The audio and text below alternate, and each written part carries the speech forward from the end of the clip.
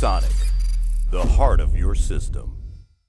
I'm Leo Walder for KitGuru. This is Leo Says, my occasional opinion piece, and it has been a couple of weeks since I did my last Leo Says, because while there has been news, there hasn't been a lot that's really gripped me. So, for example, topics that have cropped up which could have been discussed, other people have indeed covered them in news here, there and everywhere, such as TSMC had a bad batch of wafers. Swan is now CEO of Intel. He was the interim CEO for 7 months. He's now been made up to the full job. Apple had a security problem with FaceTime group calling thing whereby your iPhone or iPad could be turned into a microphone even if you didn't hit the answer button. And Mayhems, the coolant people here in the UK, are suing Thermaltake over the use of the word Pastel because they're saying it's our trademark. You should stop calling your coolant Pastel. All important topics to certain people. None of them really got my attention. But we have had some actual events, happily. So, we said after our CES coverage, during our CES coverage, that Intel had not yet launched the Xeon W-3175X, the 28-core monster. They have now done so. Why they did it after CES, I have no idea. And about 2 reviews have appeared online. Priced surprisingly at about £3,000. It is £3,000 or dollars. Now this is a processor that's clearly intended for system builders making really high-end systems, really high-end systems. Nonetheless, it seems you will be able to buy components and build one yourself should you want to. 3,000 is less than I was speculating. Originally it was like, why wouldn't it be 10,000? And then the figure of 5,000 started to circulate. 3,000, relatively speaking, is cheap. However, 3,000 gets you the bare processor. That is just part of the deal. The motherboard you need for this, the Asus ROG Dominus, has been priced around the $2,000 mark. Some people have converted that to £1,400. That seems to me to be really optimistic. If you can buy such a board, it's going to cost you about £2,000. So board and processor together, £5,000. But in a sense, pick a number, any number. It also seems the Gigabyte board has gone missing in action. Originally there was talk of it being Gigabyte and Asus making, but that's back to Computex of last year. The Gigabyte board just seems to be missing. We saw 3 or possibly 4 ROG Domini, if that's the plural, at CES. No gigabytes whatsoever. Also, Supermicro had a board, but obviously Supermicro makes workstation boards and server boards, so support for Xeon is what they do. So the idea they're going to support this processor, I don't know if that's a definite or a potentially. Nonetheless, ROG Dominus is your board. Possibly a Supermicro. I doubt Gigabyte. It's going to cost you a lot. You'll want cooling to go with that. We saw cooling from a couple of companies, including Fantex. And then memory, and here you have to sit down. Thankfully I already am sitting down. So you need a 6-channel DDR4 memory kit to support this processor. Companies such as G.Skill have launched kits ranging from 48 gig up to 192 gigabytes. And pricing they haven't yet given, but by my computation you're looking at 2,000 to 3,000 for those top-end kits, 192 gigabyte kits. So processor, memory, motherboard, special cooling, 2 power supplies, proper big end case. You're £12,000, something in that order. And then once you've actually built the thing out with whatever graphics, clearly you're talking monumental money. Nonetheless, for once it would seem the processor is, whilst the single most expensive component very likely, it's down the stack. It's not £10,000 like I thought. Even so, as to how many of these W3175Xs will ever actually be sold, who knows? Time will tell. Other news since CES. Nvidia has launched its RTX graphics in laptops. What I wasn't aware of during CES, when we saw loads of laptops, absolutely everywhere, every laptop had RTX graphics, I wasn't aware at that stage that performance was under NDA. I was aware we weren't seeing performance, no one was discussing performance, but the actual NDA was completely opaque to us. It wasn't even mentioned. That has subsequently changed. We have I have reviewed the Gigabyte Aero 15X9 with RTX 2070 Max-Q graphics, and my review is the laptop itself is absolutely fine, and it's crystal clear that we need driver updates from Nvidia. I had problems installing driver updates on that laptop and on another laptop I've got, and I've spoken to other manufacturers. There's something weird going on with hardware IDs, almost as though Nvidia just forgot about a whole bunch of hardware IDs such that you cannot install that driver on that laptop. Also, Nvidia has released an update and a subsequent update. I think there's an update yesterday. The consequence of this, it seems that this RTX launch has been both kind of delayed and rushed. It's one of those very curious things. It's a developing situation, but more than ever, graphics drivers are a critical part of how these laptops perform. So the Era 15X9 was perfectly all right, a tad expensive, and as I said in my review, I think the graphics drivers were a huge part of what was going on with that laptop. I'm currently working on a PC Specialist Octane 6 RTX, which is like a desktop replacement. It's like a 4 kilo or some such. So it's got a Core i9-9900K desktop CPU, RTX 2080 graphics. It's a beast of a performer, and I'll be doing a review for that very shortly. Interesting laptop. The whole business with graphics, we're wrapping two things up here. We're wrapping up combining. There's the new graphics and there's the cryptocurrency thing, because crypto, when it crashed hard. Now, personally, I'm glad about this. Crypto is causing us, the consumers and gamers, problems. However, the hardware suppliers obviously loved it. They kind of played down how much they loved it, but we know they loved it. They were selling truckloads of hardware, prices were inflated, what was not to like? The snag was that when demand crashed, they were left holding stock. Now, you'd hope they'd stick it in a hole in the thing and run a bulldozer over it and then shovel the sand over. They're not doing that. They're desperately trying to clear out stock. And the consequence is, as we know full well, because we've seen leaked pictures of boxes, is that Nvidia is about to launch GTX 1660 Ti, presumably in an effort to clear out some of the older stock. So on the one hand, we've got RTX, and on the other hand, we're going to have the older stuff. You have to assume performance that will be competent. You have to assume pricing is going to be sensible. you hope. I.e. it's not competing with RTX, but it's clearing stuff off the shelves. That is all reasonable enough. In the meanwhile, in the background, this was rumoured a while ago, but has come to fruition, which is that Softbank sold its 3.6 billion holding in Nvidia. At least I think that's the figure. The point was they had a bunch of shares. They were the second or third largest shareholder, I forget which it was, a significant shareholder in Nvidia. They've sold their shares, and it would seem that's because crypto has crashed, and that has had an impact on Nvidia. It's not just Nvidia. AMD is also affected. So AMD has launched Radeon VII. And the world yawned. This is the first 7nm desktop graphics chip. But the point was this was a repurposed data center card. So 16 gigabytes HBM2, bill of materials absolutely enormous. I originally was under the impression that's about $100 per stack of memory, so $200. And all packages, and apparently the figures are more like $160 times 2 is $320. That's an absolute fortune on the bill of materials. Therefore, the pricing was $700, which is too much because the performance is around about GTX 1080 territory. So while Radeon VII has some virtues, some merit, it's too expensive and we weren't really that excited. Furthermore, it doesn't overclock. It comes out of the factory at its speed, and it has no margin for improvement. Now, DeBauer says that the drivers are horribly broken, which may well be true. On the other hand, you might argue, as it's a repurposed data center card, that overclocking has no part in its DNA, therefore it's never intended to overclock. Well, there could be that. Also, no partner cards. This is strange because you expect to see the likes of Sapphire and Asus bringing out their versions of a new graphics card from AMD. It ain't going to happen. We're going to get the reference design only with stickers from the different manufacturers, and there's that. You would think AMD was absolutely broken up about this. Their new card has come out and the public is not or the press isn't interested. The public may well be interested. And yet, I'm not absolutely sure they're particularly bothered. Rumours originally were that supplies would be really, really low, and therefore they would have launched it, but kind of. And you could buy it if you want, but, you know, whatever. And they weren't bothered.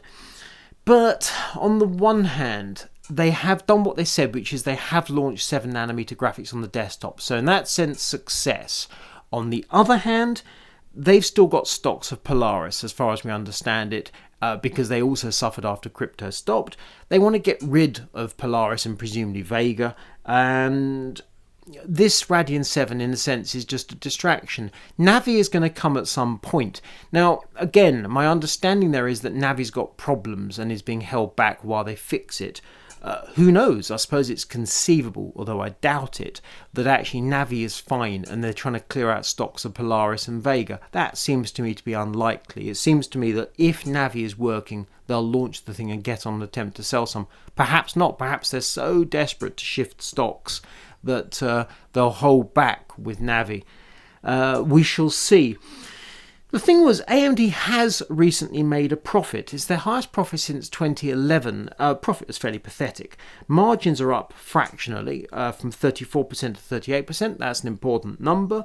But revenues for Q1 2019, i.e. this quarter, are expected to dip while they clear out excess GPUs because they got overstock from the crypto crash. So Q1, even though AMD appears to just, be shooting for the moon, certainly in CPUs, it's not all beer and skittles for them. They do have an ongoing, continuing problem. And the fact they've had now, best part of 2 years, as far as I'm concerned, of a free reign at the CPU market, the fact they're only just making profit and their margins are, still less than 40%, whereas in the silicon world, you want it to be like 60% ideally. They've got, it's not all plain sailing for AMD. That's my point. It's not all plain sailing. So Radeon VII, it looks like a bit of a horror show. I'm not convinced that it is. What I'm looking forward to is what comes next. So I want to see Navi. I'm not sure when that's going to be. Some people are saying maybe not even this year. I'm hoping desperately it's going to be Computex, a proper launch at Computex, not some sort of paper launch. And then there's the question about their CPUs. Now, originally, we were kind of assuming there'd be something happening for their birthday, which is in May, their 50th birthday, and there'd be the big launch would be Computex, and Intel would have nothing, and AMD would just rule Computex on the CPU side of things, and that would be absolutely great and lovely, and we'd all look forward to that. That would be genuinely good. And now there are rumours that because the whole thing's 7 nanometer, and the 7th month of the year is July, so it might be a July thing, possibly 7th of July. You go, well, okay, but that's after Computex. I mean, that's a month after Computex. That's a very strange thing. I don't like the fact I'm even hearing a rumour like that. So I'm going to put that to one side. I'm just sort of laying down a little marker, which is I've heard this thing. I'm going to say I don't want to know about that. I want to know about Computex and May. I want the build up to Computex and then Computex, not something in July. Really don't want that. And then we have a very strange story, one that's, well, sad, funny, more funny than anything really. The Verge, owned by Vox Media, they ran a terrible video back in September of last year, September 2018, on how to build a PC, which was just shockingly dreadful. Now, the thing about The Verge is that The Verge is a very large YouTube channel. It doesn't really play any part in my life. It's very much American, owned by Vox Media, which is American. So even though it's a large and significant channel and indeed significant media group, it's played no part in my life. And then they did this dreadful build video, and an awful lot of people did parodies of it. I think I've mentioned The Verge on occasion. That video had 13 people listed in the credits, and it was just littered with, well, sometimes it was a matter of opinion, should you put the power supply in this way up or that way up, and other stuff was just daft. It was terminology like referring to cable ties as tweezers. It's just stupid. And it wasn't so much that the presenter did a bad job, it was the fact that collectively they all did a bad job. The idea that thing got through editing was, I think, telling is the best thing. It was slickly put together and a terrible piece of work. So a bunch of people did reaction response videos. Bit Wit Kyle, he did one very, very good, using his alter ego of Lyle, and he's done a follow-up to that as well. Very funny. But it wasn't just a response video. It wasn't just the I'm watching that video and kind of pulling faces and going, ugh. He made new content. He was referring to that video. He was using that video. But his video was, without a shadow of a doubt, a new piece of work. Significantly so. And The Verge, they shut down comments on the video almost immediately. They eventually pulled it. But nonetheless, I believe if you go to their website, you can find references to it. So they haven't killed it fully, and they certainly haven't done a "we did it wrong" mea culpa, which would have been a good move. Indeed, Paul of Paul's Hardware, he works very closely with Carl. They do a sort of a broadcast together, and they're mates and they've known each other. They've worked together for years. He has some very good points about their approach, Vox Media and the Verge's approach to the whole thing, and how they could have handled it considerably better. I entirely agree. Had they come forward and said to Paul, Kyle, Steve at Gamers Nexus or whoever, show us how it's done, please. We appreciate this. That would have saved them some face, but they didn't do that. And Steve at Gamers Nexus has eviscerated them just recently, more on the editorial ethics side of things. So I'm not going to bother touching on either of those points. They've been covered very nicely. Other people doubtless will say the same, along with Shock Horror, Vox Media and The Verge. They're awful people and such like. That's fine, people can say that, I've got no problem with it, but that's not where I'm going to come from on this. I'm going to say this: Vox Media is big. It has something like 200 websites apparently, but it has 7 brands, one of which is The Verge. That's their technology thing. To my mind, what they've actually demonstrated here very neatly is that they are very poorly suited to that job. Now, The Verge was originally set up with people from, I think it was Engadget, or some such. So people should have known what they were doing. I don't know who's working there these days, but the fact they can produce that video, which was that bad in so many respects, suggests the people working it don't know much about technology. And I'm not even talking about deep analysis of silicon. This is how you put a PC together. So they would seem to me to be the wrong people for this particular job. And this chimes with an editorial written by our god emperor, Allan Campbell, who is the guy behind KitGuru, who is talking about media ethics. Now, his angle was to do with bought reviews, which is not exactly this, but the way I see it is that people that work in this field that do a competent job, I hope I personally am one. I know for a fact KitGuru as a collective is, and there are a great many other channels. I've mentioned a few of them on this Leo Says on occasion, such as Gamers Nexus, such as Bit Wit Kyle, such as Paul's Hardware, obviously Linus without a shadow of a doubt, but there are a great many other tech channels. They are people who clearly got into this line because they were interested in technology. They wanted to cover it, whether they were doing it in print or the web or whatever, or they stumbled into YouTube. Whichever angle they came from, different people came to it from different ways, but they're all interested in tech. Paul and Kyle both worked, I think, for Newegg, and that was like 10 years ago. They're both relatively young guys. That was back then.